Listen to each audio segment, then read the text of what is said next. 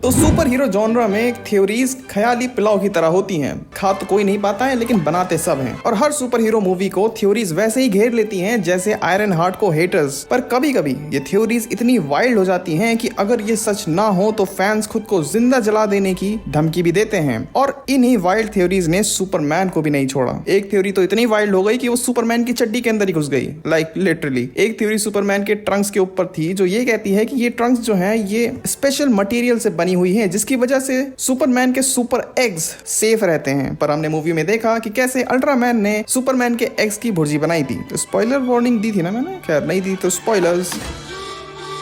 तो आज मैं इसी के बारे में बात करने वाला हूं कि सुपरमैन मूवी से रिलेटेड 6 वाइल्ड थ्योरीज जो कि सच नहीं हो पाई लेकिन अगर हो जाती तो मजा आ जाता। तो शुरू किया जाए। मेन विलेन ब्रेनियक होता। याद है जब सुपरमैन का फर्स्ट ग्लिम्स शेयर करा था जेम्स गन ने, तो लोगों ने ये सूट कितना घटिया है बोलने के अलावा फैंस ने बैकग्राउंड में कुछ नोटिस करा, कुछ हलचल हो रही थी और इसीलिए ये थ्योरी निकल के आई कि इस मूवी में ब्रेनियक मेन विलेन होने वाला है। बट अब हमें पता है कि इस फिल्म में ब्रेनियक का बी भी नहीं है और ये बात सही भी रही क्योंकि ऑलरेडी मूवी में इतने सारे कैरेक्टर्स थे और इतने बैड गाइज थे कि अगर एक और मेन विलन हो जाता तो इस मूवी का नाम सुपरमैन से सुपर विलन रखना पड़ता। जितने हैं विलन्स उन्हीं की वजह से लोग बोराए पड़े हुए हैं।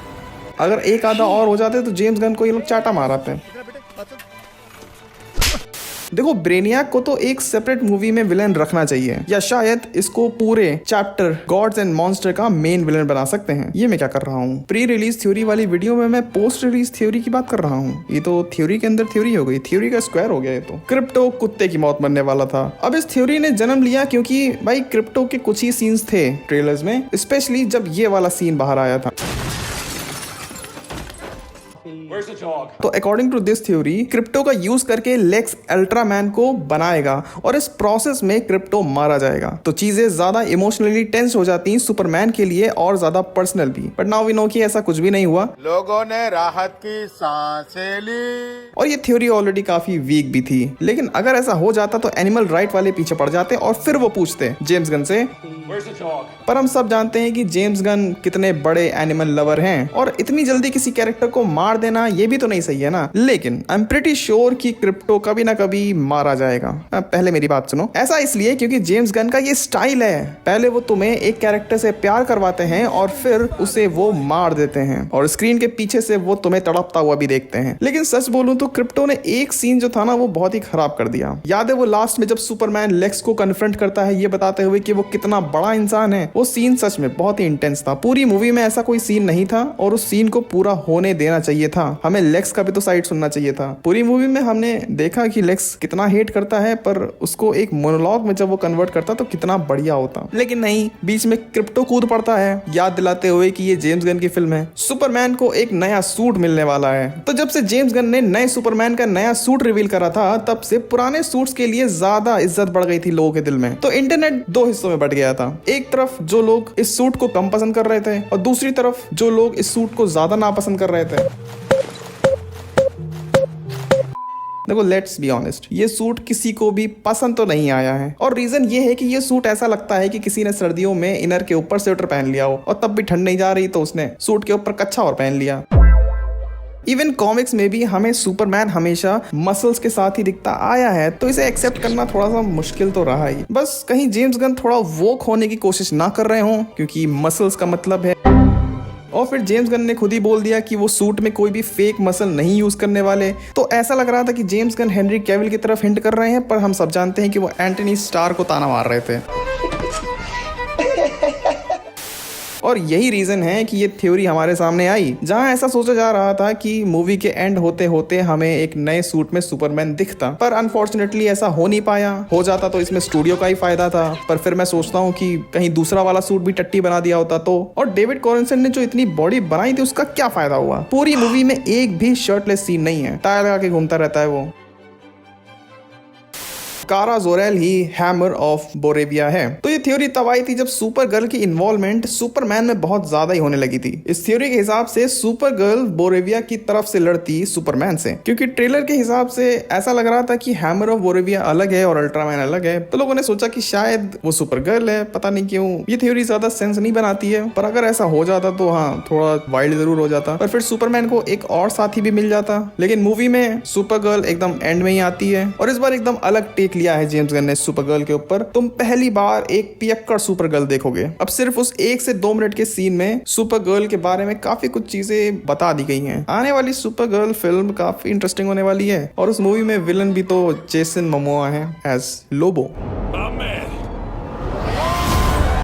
तो DCU द बॉयज की रिप्लेसमेंट होने वाला है। तो जब इतने सारे कैरेक्टर्स होने के रूमर्स आ रहे थे ना सुपरमैन फिल्म में, तो DC फैंस का दिल धक धक करने लगा और तभी ये थ्योरी सामने आई कि शायद ये लोग मॉडर्न टेक लेने वाले हैं सुपर हीरो जॉनरा में, जहां पर सुपर हीरोज को कमर्शियलाइज कर दिया गया है, वैसे ही जैसे कि द बॉयज में कर दिया गया था। और सुपरमैन इस सब में पढ़ना नहीं चाहता है और वो अपने तरीके से काम करना चाहता है। इसी वजह से उसने एक वॉर रुकवा दी है, एक तरह का बागी बन गया है वो।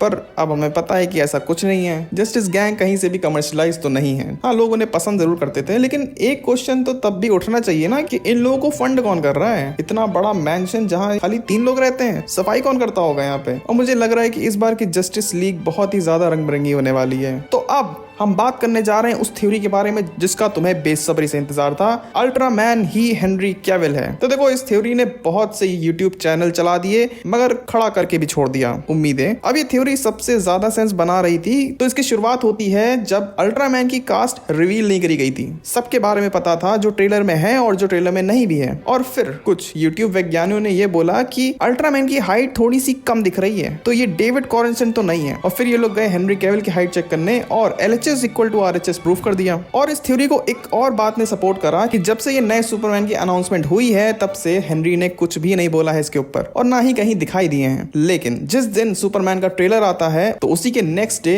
हेनरी कैविल भी दिखाई देते हैं, वो भी लंबे लंबे बालों के साथ। और फैंस ने ट्रेलर के अंदर एक सीन देखा था जहां पर अल्ट्रामैन बिना मास्क के था और उसके भी बाल लंबे ही थे। तो फिर क्या था भाई, फैंस ने मान लिया कि हेनरी कैविल है सुपरमैन में। बट नाउ वी नो कि ऐसा कुछ भी नहीं। तो देखो, जिसने भी ट्रेलर देखकर अल्ट्रामैन की हाइट निकाली है ना, वो गणित में फेल था। इट टर्न्स आउट कि अल्ट्रामैन भी डेविड ही थे। और ये थ्योरी देखो, अगर सच हो जाती ना तो फिर ये बहुत ही गलत बात होती। ये तो हेनरी के लिए एक डिसरिस्पेक्ट होती ना कि तुम उसे एक विलेन के रूप में वापस लाए हो जिसका वो कभी हीरो हुआ करता था। नहीं, ऐसा कभी जेम्स गन ने बोला भी होगा ना तो हेनरी ने मना ही कर देना था। Go fuck yourself. और अगर हेनरी को ही लेकर आना था तो एज सुपरमैन ही ले आते हैं। और तुम्हें एक मजे की बात बताता हूँ, रिसेंटली अभी डेविड कॉरेंसेट का एक इंटरव्यू हो रहा था, तो उसमें उनसे पूछा गया कि आप किस मूवी में फीचर करना पसंद करेंगे, सुपरमैन के सीक्वल में या फिर स्टार वॉर्स में? और इस बंदे ने स्टार वॉर्स बोला है। वही बात है, जिसको मिल जाता है उसके लिए मिट्टी, जिसको नहीं मिलता उसके लिए सोना। तो अब बात करते हैं कुछ पोस्ट क्रेडिट थ्योरीज के बारे में। तो ये थोड़ी ज्यादा इंटरेस्टिंग है। तो एक थ्योरी ये कहती है कि सुपरमैन रात में चौकीदारी कर रहा होता है और फिर उसे दिखता है बैट सिग्नल। अब अगर ये दिखा दिया जाता तो भाई की हाइप बढ़ जाती, इस मूवी की नहीं बल्कि आने वाली बैटमैन के लिए भी। पर ऐसा कुछ ऑलरेडी हमने देखा हुआ था पेंगुइन सीजन 2 में, तो शायद इसलिए इसको कंसिडर भी नहीं करा गया होगा। वरना ऑडियंस सोचेगी कि ये कौन है जो रात में टॉर्च मारता रहता है। और मुझे तो लग रहा है कि DCU के बैटमैन का अभी इन लोगों ने कुछ भी नहीं सोचा है, लोगो भी नहीं सोचा है और ना ही स्क्रिप्ट लिखी हुई है। Next post credit scene theory ये कहती है कि जब सुपरमैन लेक्स के डॉक्यूमेंट्स देख रहा होता है तो उसे एक फाइल मिलती है जिसमें कि क्लोनिंग प्रोजेक्ट के बारे में मेंशन होता है और इस पर लेक्स काफी टाइम से काम भी कर रहा था। और फिर सीन कट होता और हमें दिखाया जाता एक लड़का। आज दोस्तों मेरा वर्कआउट का पहला दिन। पर ये किसका लड़का है? कौन है ये है Kon El AKA Superboy. देख रहे हो कितनी उम्मीद लगा के बैठे हुए थे और सच में आप पोस्ट क्रेडिट सीन्स किसी भी काम के नहीं थे। तुम्हारे यूनिवर्स की पहली मूवी आ रही है, कम से कम पहली मूवी के पोस्ट क्रेडिट सीन में तो कुछ वैल्यूएबल डाल देते हैं। सुपर गर्ल का कुछ एक्सटेंडेड सीन दिखा देते हैं, वो भी चल जाता। खैर, तो देखो इनमें से एक भी थ्योरी चली नहीं है, पर इसका मतलब ये नहीं कि थ्योरीज बनाना बंद कर दो, बनाते रहो वैसे ही जैसे कि बागी बन रही है। So that's it for this video. चलो अब मैं जा रहा हूँ सलमान भाई को कॉन्ग्रेचुलेट करने के लिए, क्योंकि एडिटिंग करते करते मुझे पता चला है कि उनकी एक और गर्लफ्रेंड का घर बसने जा रहा है। He must be so proud. अब अगर तुम एक आइटम सॉन्ग देखना चाहते हो तो लेफ्ट वाली वीडियो देखो, अगर हेनरी कैविल को देखना चाहते हो तो राइट वाली वीडियो देखो। चलो अब मैं तुमसे मिलूंगा किसी और वीडियो में, तब तक के लिए बाय बाय।